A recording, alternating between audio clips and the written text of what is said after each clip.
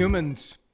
For about the past, 2 or 3 months, I've been watching content from a man named Franck Zanu, and I have really enjoyed it, and I want to share him with you, as well as to respond to a question that he poses in one of his videos.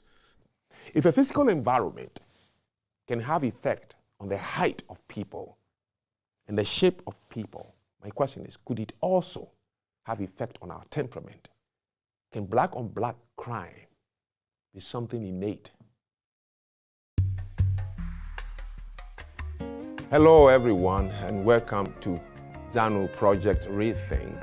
My name is Franck Zanu, and I'm in the studio today because it's come to me to discuss or talk about something that I'm confronted with everywhere I go. Last year I was in Germany, and a couple of people I met asked me the same question. Even in the United States, black, white, brown, wherever I go to speak, I'm confronted with this question. And it's a question of black on black crime. Why do black people always, without fail, whenever we are put together in any community, neighborhood, corner, country, we kill each other? That is true. It's everywhere. And I don't want anybody to think that this is some kind of accusation. No, I'm going to talk about something that is so common, constant, and consistent. It is time we talk about it. Now let me first disclaim, I'm not an anthropologist, I'm not a scientist, I'm not a biologist, I'm not a psychologist. So I have no credibility to say what causes it. However, for some stroke of luck, I have developed this acute skill at being able to critically think. Especially, I like to question the answers we've been giving. And so today, that's what I'm going to do with this black on black crime. Let's think about it. Try hard to look for a country, a place where black people live, congregate, and we are never violent towards each other. Name that place. On the continent of Africa, the 54 black countries, self-rule, black government, black presidents, black MPs, members of parliament, black police, and we kill each other all the time. Somehow in the streets of majority of African countries, things that other people could discuss, disagree, and walk away, we degenerate into violent actions against each other. You go to the Caribbean, Haiti, Jamaica, other places, we kill each other. You come to the United States of America, put us in any community, in any city, and there's black on black crime. Our young ones pull guns and shoot each other. The only difference in Africa, we don't have access to the guns, but we clobber each other with sticks, machetes, and knives, and bottles all the time. One example, Rwanda, of course, that was black on black. Sierra Leone, that was black on black. Liberia, Sudan, Somalia, Nigeria, everywhere. In my whole travels, I have come to see myself as an example. I come from the Republic of Benin. I can never raise my middle finger at a policeman in the streets when he stops me. He will shoot me dead. I'm sure Haiti and Jamaica and other places, it would happen. But here in the United States, I have seen people assaulting policemen. The level of violence of black people on each other is something we need to begin to discuss and examine. We cannot just completely ignore and make excuses and reach conclusions and answers. That doesn't make sense. That somebody caused us to become violent towards each other. There is nothing like that in the world that can be so common, constant, and consistent that everywhere you put black people, they're going to attack each other. In the United States, they said it's because of slavery. Seriously? We were not the only people who were ever slaved. There are over 1 million Koreans living in Japan. Some of them were brought to Japan. They call them the Zainichi, forcefully, as comfort women or slaves during the war. And some migrated because of the war. They don't kill each other. Some will say because of poverty. There are many parts of the world, India included, Southeast Asia, and many other parts of the world where very, very poor people live. They don't kill each other because they're poor. It has never happened anywhere. Some would say brainwashing. Well, if anyone can brainwash you so much that it works for you to hate your fellow who looks like you, then something must first be wrong with you before the brainwashing even started. So who brainwashed the people in Africa? Are you going to say colonization? But many places were colonized, including India, South Korea, New Zealand, Australia, and many more. Why weren't they brainwashed to kill each other? Why always the negative things that happen to us is because somebody asked us to do it? That cannot be the answer, and I think you'll agree with me. So recently, I began to read, which I don't know much, but somebody introduced it to me, epigenetics. That simply says that a physical environment causes people to either grow taller, grow bigger. If a physical environment can have effect on the height of people and the shape of people, my question is, could it also have effect on our temperament? Can black on black crime be something innate? Now, why am I interested in always questioning the answers? I have come to realize sometimes, not sometimes, conclusions are our most dangerous enemies. The conclusions you make stops you from action. So if we continue believing that somebody is the reason we kill each other, we are never going to find a solution to this problem. Because then we have to do away with that somebody so the problem will go away, which is impossible. If colonization is the reason Africans kill each other, what are you going to do about colonization that is no longer there? If racism is the reason African Americans kill each other, the racism is no longer there. Whom are you going to do away with? It leaves us with only one thing. We have to look within and ask this question. Is this thing something innate? I have a theory.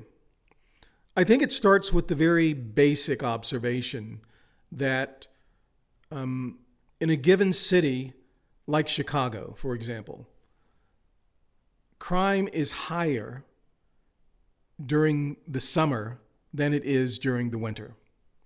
There are fewer killings, there are fewer shootings, there are fewer robberies, there's just fewer crime, less crime during the winter where it can be quite cold. Nobody wants to go outside during a Chicago winter. Versus the summer where, being outside is the default. So keep that in mind. Now let's compare my theory is based in what I call cultural phenotypes, which suggests that, Frank, as part of your question, can environment, can climate, can geography, can physical conditions impact humans and their behaviors? And absolutely it can. I call these cultural phenotypes, that these cultural characteristics that emerge from the factors, the environmental factors that a culture arises in. I have a video called Winter is Coming, which explores this very topic in depth. I didn't specifically touch on black crime, so let's kind of twist the theory to look at that specific phenomena.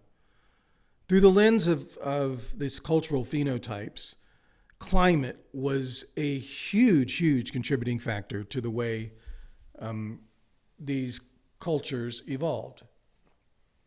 In Africa, where it's year-round, the climate is hospitable. There are dry seasons and are wet seasons in certain portions of it, but generally speaking, you don't have a harsh winter to contend with. Contrast this with Europe, where white culture evolved. You have brutal, when we're talking, and let's zoom back to probably 5,000 or 6,000 years ago, where white culture was really in the crucible and being formed by these factors. It went further back. It's all a continuum, okay? But really that was in the crucible. Roughly when they arrived on the steppes, I think about 20,000 years ago, humans arrived out of Africa roughly about 20,000 years ago, but then they began migrating up out of Asia and over toward Western and Northern Europe, 6 to 8,000 years ago. So these humans arrive in this very harsh environment during the winter. In Russia, for example, during that era, 6,000 years ago, winters were brutal and could last up to 8 months long, 6 to 8 months long. There was often permafrost on the ground. The consequences for making a mistake during a winter that brutal were very different from making a mistake in the generally hospitable warmth of Africa. Let's come up with an instance of conflict. In Africa, there is a tribal hut, and there are 12 people that live in that hut. 2 men have a disagreement. They begin to get aggressive toward one another inside the hut. They are quickly shooed outside. The women and maybe some of the elders are like, "Oh, take that shit outside. All right, don't tear up the place." So they go outside and they fight and they settle it. And there is plenty of space to go and be separate. If somebody needs to go for a long walk, if you didn't even fight, they just said, take it outside. Somebody could go for a long walk if they could kind of gather their emotions enough. But generally, there's just plenty of room to settle this conflict. All right. And no one else was going to be harmed. You guys had plenty of room. Get it out of your system. And they would get it out of their system. Contrast that with another group of humans, this white group of humans, 12 of them in this home that was built to survive the winter. So these two get in a fight in this house, and you couldn't just chase them outside. They could die out there on the permafrost. I mean, there was no room to go and walk it off. It was brutal. And they wouldn't want you to tear up the place. Don't tear up the damn house, man. This is our spaceship. We have to survive here. We have to live here and survive here for months and months and months. So it required that this culture of humans develop conflict resolution, because to fight inside would tear up their little spaceship, and fighting outside really wasn't an option. It's too damn cold. Just like in Chicago, it was too damn cold to go out and do criminal shit, to fight, to kill, to shoot. Stay inside, okay? That same kind of logic applies to why blacks ended up being more physical in their resolution, their conflict resolution. They could just get it out of their system with relatively little penalty by being physical. But if you were physical in conflict resolution, if that was your primary go-to in the winter, in these northern European winters, you would destroy the house, you would kill one. If you banished someone from the village, you were during the winter, you were giving them a death sentence, because, they weren't going to be able to go out, and if they couldn't find another clan to hook up with, and that may have been miles away that they would have to hike and survive to even find someone else who might or might not allow them in. And they certainly couldn't go build a lean-to that would keep them for any time.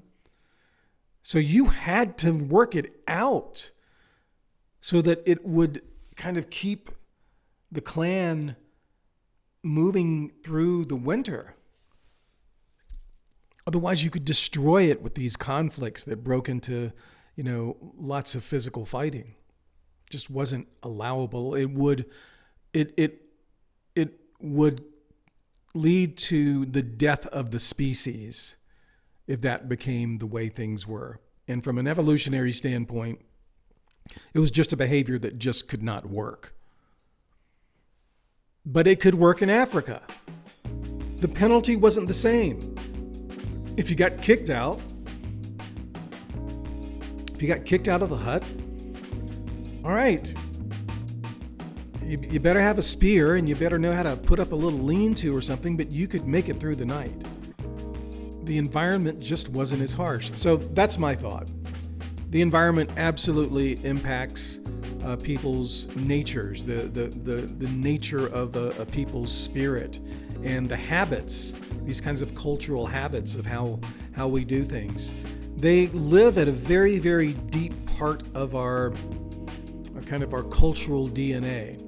How do we solve for this? Well, I think teaching, these are deeply embedded cultural things. We find even in, Latin cultures a sense of pride, masculine pride and machismo, where honor has to be defended. We find a similar thing in African cultures as well. How do you work that out of a culture? I don't know that you necessarily want to work it out of a culture. You certainly want to limit black on black violence. I mean, the go-to answer is teach conflict resolution using words, not fists. But it's not as though that hasn't been tried. But the question wasn't how do we solve it, Frank. I'll leave that up to you and your big brain. I don't really know how to solve it, but I do have this belief that this is what evolved that habit of conflict resolution through violence in the black community. All right. Anyway, you guys check out Franck. Interesting stuff, always interesting. He'll stir you up. He's provocative. He's very strongly opinionated, but if you have a pair of big boy pants, put them on and watch Franck. I enjoy him. Thanks. Peace.